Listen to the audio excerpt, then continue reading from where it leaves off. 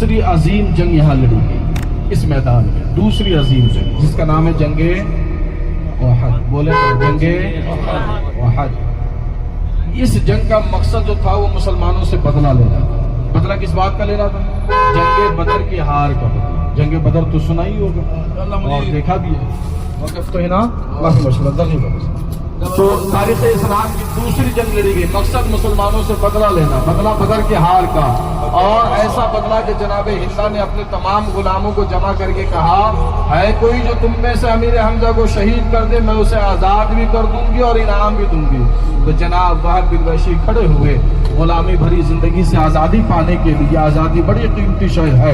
جب بعد میں حضرت وہب بن وحشی نے اسلام قبول کیا تو بڑا روئے، اتنا روئے کہ چہرے پر آنسوؤں کے نشان بن گئے تھے کہ میرے ہاتھ سے امیر حمزہ شہید ہوئے.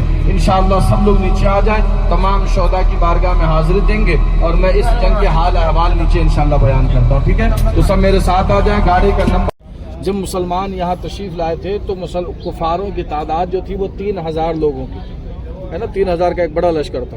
اور اسلامی لشکر جو مدینہ پاک سے نکلا وہ 1000، مگر اس میں سے 300 لوگ منافق تھے جنہوں نے راستہ بدل لیا. اللہ تعالیٰ نے ان منافقوں سے مسلمانوں کو پاک کیا اور صرف 700 لوگوں کی جماعت میدان احد میں پہنچی اس میدان میں. اب آپ غور کریں کہاں 700 اور سامنے کتنے ہیں 3000. کتنا بڑا فرق ہے. مگر صحابہ کرام نے تعداد کو نہیں دیکھا. انہوں نے کہا یا رسول اللہ آپ ہمارے ساتھ ہم ساری دنیا سے لڑ جائیں. ساتھ آپ نے تو اللہ اکبر. میرے آقا کے صحابہ اس میدان میں پہنچے. رسول اللہ صلی اللہ علیہ وسلم نے میدان کا معائنہ کیا تو میرے آقا ہر میدان کے ماہر شخص، ہر میدان کے کامل مہارت اللہ تبارک و تعالیٰ نے آپ کو عطا کی تھی. تو سرکار نے میدان کا معائنہ کیا تو آپ نے 50 صحابہ کو اس ٹلے کے اوپر رکھا. اس کا نام جمل روما ہو، تیر اندازوں کا پار. 50 صحابہ کرام یہاں رکھے گئے کیونکہ یہ خدشہ تھا کہ پیچھے کی طرف سے حملہ کیا جا سکتا ہے. باقی سارے صحابہ نیچے میدان میں رہے. یہ جو پہاڑ آپ دیکھ رہے ہیں اسے جنتی پہاڑ کہتے ہیں. یہ مسلمانوں کے پیٹھ پہ تھا. یہ کافی بڑا لمبا چوڑا پہاڑ ہے، انشاءاللہ بتاؤں گا بس میں اس کے بارے میں. تو یہ مسلمانوں کے پیٹھ پہ تھا اور اس طرف سے کفاران مکہ تھے، اسلام کے دشمن جو تھے وہ اس طرف تھے. تو یہ پورا میدان ہے. الحمدللہ جنگ شروع ہوئی. مسلمانوں نے اس جواں مردی کے ساتھ مقابلہ کیا کہ صرف 700 صحابہ کرام نے مل کر 3000 کفاران مکہ کو میدان چھوڑنے پہ مجبور کیا. سبحان اللہ. وہ سب کے سب میدان چھوڑ کر بھاگ گئے.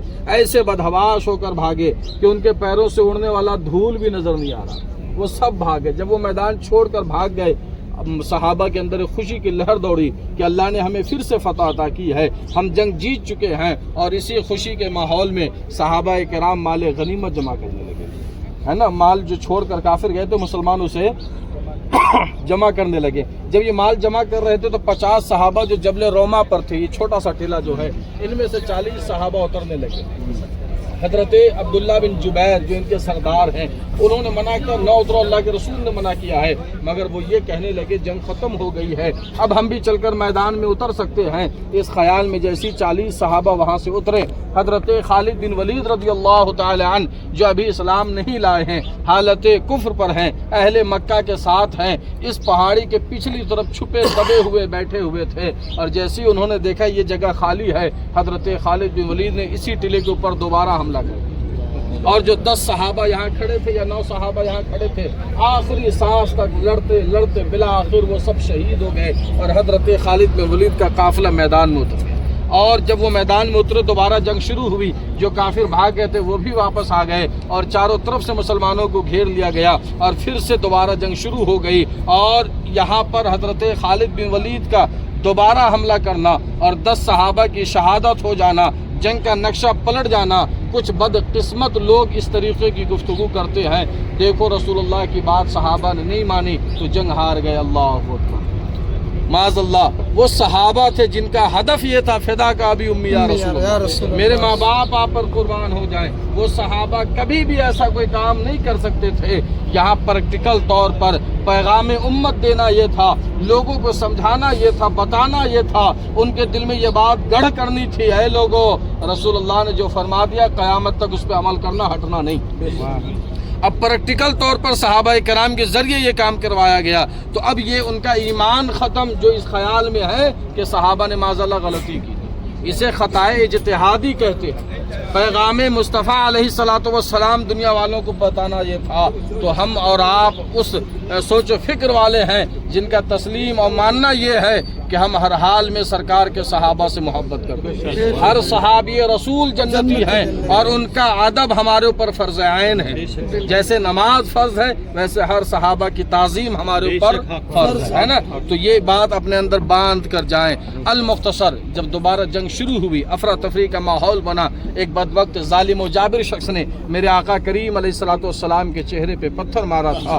اسی میدان احد میں سرکار کے دندان مبارک کا کچھ حصہ ٹوٹ گیا تھا، اور ان کافروں کی کوشش یہ تھی رسول اللہ کو شہید کر دیں، مگر الحمدللہ صحابہ کرام نے اپنے ہاتھوں میں ہاتھ ڈال کر یوں چین بنایا اور رسول اللہ کو اپنے گھیرے میں لیا۔ اپنے سینے اور ہتھیلیوں پر اتنے تیر کھائے کہ کوئی جگہ باقی نہ تھی، مگر صحابہ نے رسول اللہ تک تیر نہ پہنچنے دیا اور آخری سانس تک لڑتے رہے۔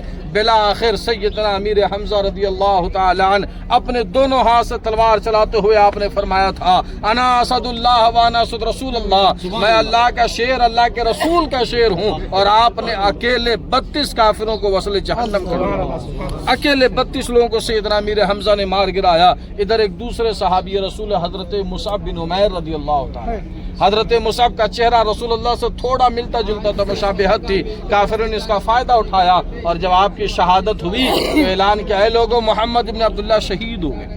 جیسی آواز اس میدان میں گونجی، صحابہ کے شہادت کی خبر لوگوں تک میرے آقا کی شہادت کی خبر صحابہ تک پہنچی، ان کے پیروں کے نیچے کی زمین نکل گئی، ان کے ہوش اڑ گئے، نبی شہید ہو گئے، میرے آقا شہید ہو گئے۔ اس ایک خبر نے مسلمانوں کی ہمت کو اتنا پست کر دیا کہ دیکھتے دیکھتے اس مقام پر 70 صحابہ کرام شہید ہوئے۔ لوگوں کا دل ٹوٹ گیا، نبی شہید ہو گئے، اپنی تلوار سے اپنے بھائی کو مار رہے ہیں، مگر سمجھ میں نہیں آ رہا کہ میری تلوار گر کیسے رہی۔ آپ سوچیں نا، آپ جس سے محبت کرتے ہو اس کی شہادت کی خبر انسان کو توڑ دیتی ہے، اور صحابہ تو اپنے نبی سے اتنی محبت کرتے تھے کہ اپنے ماں باپ، اپنی اولادوں کو قربان کیا کرتے تھے۔ اس ایک خبر نے مسلمانوں کو اتنا نقصان پہنچایا کہ 70 صحابہ شہید ہوئے۔ حضرت امیر حمزہ، حضرت مصعب بن عمیر، عبداللہ بن جہش، عبداللہ بن زبیر، نعمان بن مالک، بڑے جلیل القدر صحابہ اس مقام پر شہید ہوئے۔ چشمہ فلک نے منظر پہلی بار دیکھا، زمین رو رہی تھی، آسمان رو رہا تھا کہ اہل مکہ نے صحابہ کو صرف شہید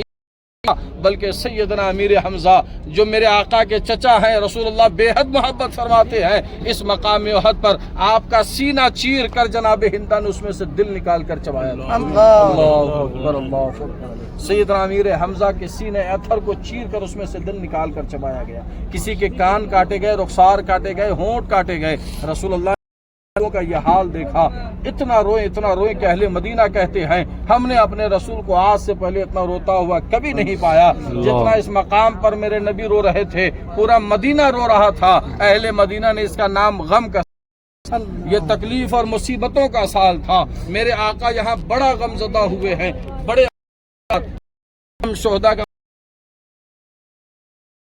آپ شہدائے احد کی بارگاہ میں حاضری دی۔ اللہ تعالی ہم سب کی حاضری کو قبول فرمائے، اللہ ہمارا آنا قبول فرمائے، اللہ ان شہیدوں کا صدقہ عطا فرمائے، اللہ ہمیں بھی اسلام کے خاطر جینا مرنا نصیب فرمائے۔ یہ پہاڑ جسے آپ نے نیچے سے دیکھا، پھر سے محبت بھری نگاہوں سے دیکھ لیں، اسی کا نام ہے جبل احد۔ کیا نام ہے اس کا؟